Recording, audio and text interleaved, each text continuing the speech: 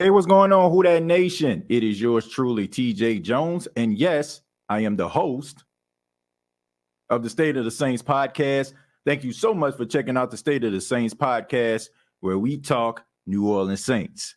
And in the words of the wrestler Cody Rhodes, well, what do you want to talk about?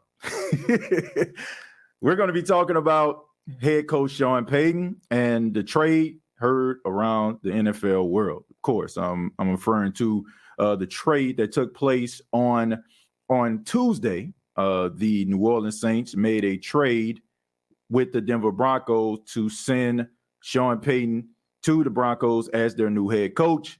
And in return, the New Orleans Saints get a first-round pick, a pick in this year's draft, a pick that they didn't have upon making this trade, right? And you also have a second-round pick for next year's draft. And the New Orleans Saints have to send their third-round pick in 2024 to the Broncos as well. So this closes the chapter on the book that is Sean Payton as the head coach of the New Orleans Saints. It goes without saying Sean Payton is the greatest head coach the New Orleans Saints have ever had. He's been more successful than any other coach the Saints ever had. But I think I speak for a lot of people out there. Thank God this is over, because I got kind of tired of it. I got tired of watching my phone and wondering when Nick Underhill was going to come through with the news, or somebody else that's going to come through to let us know that Sean Payton, is now belong to some other team. I'm just happy that it's over. But now that it's over, we can focus on the future of the New Orleans Saints. And the Saints got a draft pick in which they can build on their future. The New Orleans Saints have the 29th pick in the draft. They get that from the Denver Broncos. The Broncos got that from, I want to say, the Miami Dolphins. The Miami Dolphins got that from the 49ers. So to say that this 29th pick was stepped on about 3-4 times would be an understatement. But the Saints, they got themselves the 29th pick, and in the second round, they have the 40th pick. So you have the Saints picking really early in the second round, even though this is a late pick in the first round.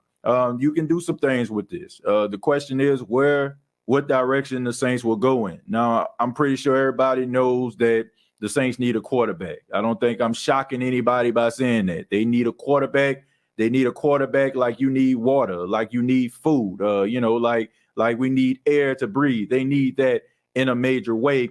And there are some guys that are going to be, there for the New Orleans Saints late in the first round. You're looking at guys like a C.J. Stroud, or Bryce Young, or Will Levis. I think you are out of that sweepstakes. One thing that I said on Twitter, and I will continue to say this, and I will say it for those that don't have social media, the Saints don't need to use this first round pick as a package to try to acquire anybody that is a quarterback in the league right now.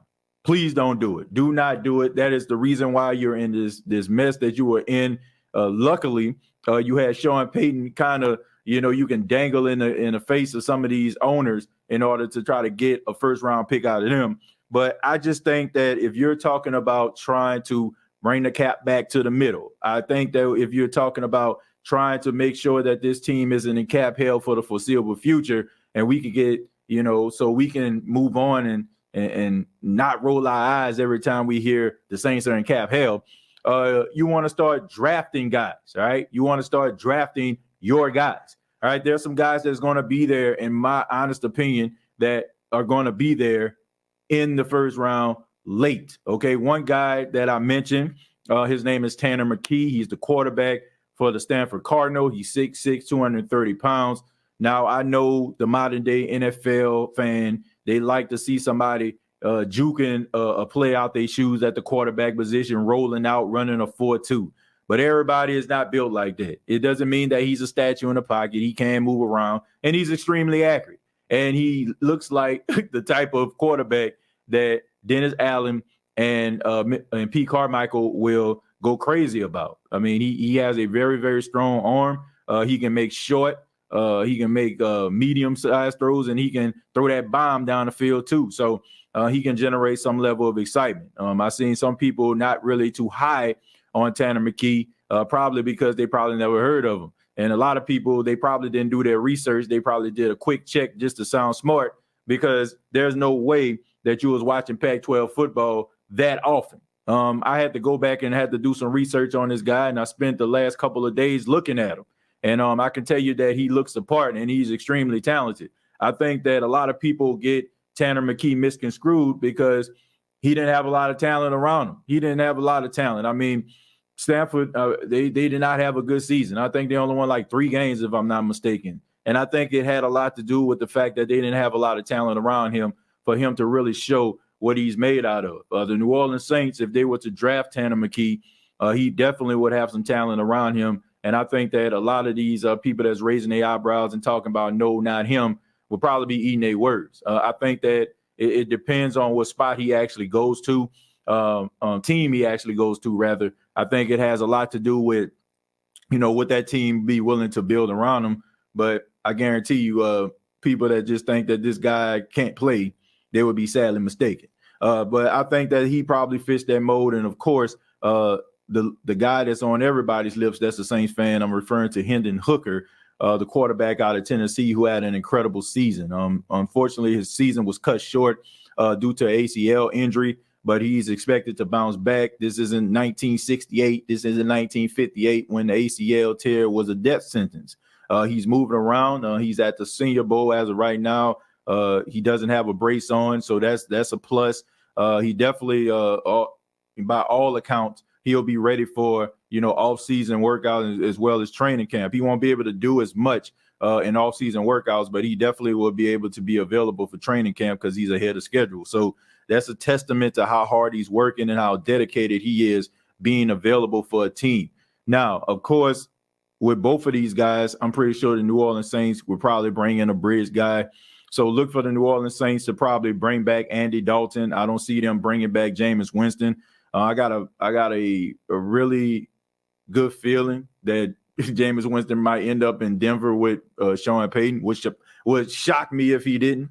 But I just think that they're probably going to bring in a bridge guy for either one of them. I mean, when you're talking about Hendon Hooker, you still have that injury element, and he's saying all the right things, and you're getting that good prognosis, but you don't want to rush him out there, right? You want to make sure that he's 100% healthy if you're going to go with him. And as far as Tanner McKee, once again, I mean, you still got to work on some things. So I don't know if the Saints are going to just thrust him out there. Now, there's some guys that could be available. It depends on, if teams don't take a flyer on them. I'm talking about Anthony Richardson, the quarterback out of Florida. Everybody know his upsides. He's a big physical guy, kind of fits the mold of that modern day NFL quarterback. And I think that if he was to slide, would be exciting. We know that there's always these scouts out here that's saying that this guy's going to be a top 10 pick. He's going to be a top 15. And, he ended up sliding down all the way to like mid first round or even in the second round. So let's be on the lookout for that. But of course, if the Saints don't go quarterback in the first round, I mean, it's not all doom and gloom, because we know that the New Orleans Saints need help at other positions. You have Ojulari out there.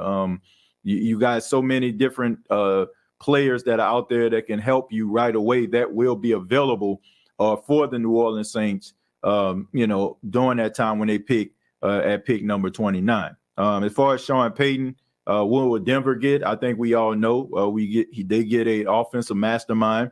They get somebody that brings a different culture to Denver than they had probably in years past. We know that Sean Payton, he is a needle mover. He is a culture builder. And I think that the morale of the Denver Broncos was extremely, extremely low last season. You had a lot of, talk between the players and Russell Wilson, and Russell Wilson being Mr. Superstar and being holier than thou. And you had guys on the sidelines arguing with one another. Just a lot of dissension that was going on there. So I think that Sean Payton definitely is going to clean that stuff up, if I can use, the metaphor of Dennis Allen. All right, he can definitely clean it up and make it a whole lot better. And I'm looking forward to that. I'm looking forward to seeing it. I mean, if you are a fan of Colorado sports right now, I know you have to be elated. I mean, just elated, because fall, you got the University of Colorado and Deion Sanders.